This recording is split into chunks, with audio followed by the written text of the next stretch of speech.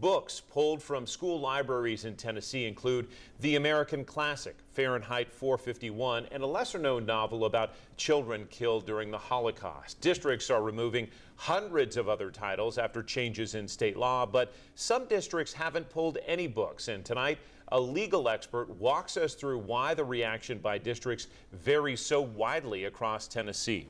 First, the law says books with excessive violence, sex, and nudity are inappropriate for grades K through 12. 10 News reporter Olivia Daig requested a dozen lists from schools across East Tennessee. Olivia, explain what you learned for us.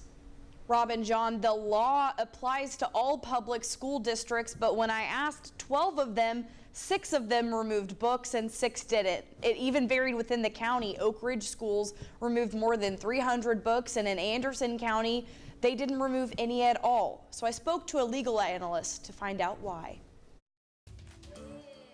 In a state that has pushed to improve literacy with moves like the third grade retention law, Tennessee lawmakers have passed legislation giving students fewer books to read.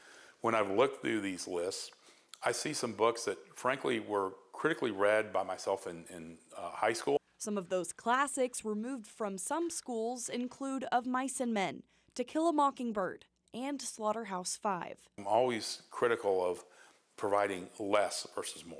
The law states materials with nudity, sex, or excess violence are not appropriate for any students, from kindergartners to 12th graders, and, quote, must not be maintained in school libraries. But legal analyst Don Bosch says the law also gives power to school leaders and stakeholders. Each school board has the authority to review the books.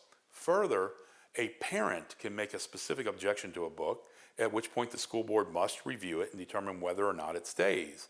Bosch says each community can decide what's offensive or what meets the criteria, which is why it varies so much. Sevier County says it hasn't removed any books because no parent challenged them. I got a similar answer from Loudoun County. Union County said they just didn't remove any. But 2 districts removed dozens and 2 others removed hundreds.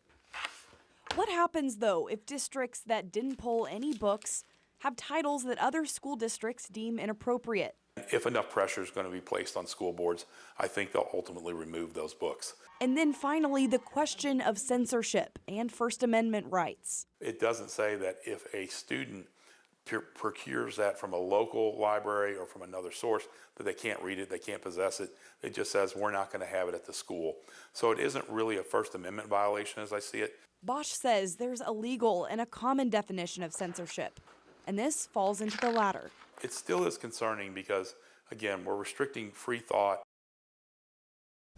And Olivia, your reporting does go beyond talking to school districts. Right, I've reached out to UT professors, former librarians, artists, and so many art books have been removed, and parents. I've also contacted the lawmakers responsible for this legislation. I've had interviews canceled, haven't heard back from some people, and have even been told people don't want to talk about it since it's a controversial issue. So if you want to share your opinion for my continuing coverage of this topic, you can email WBIR and we'll have that email online.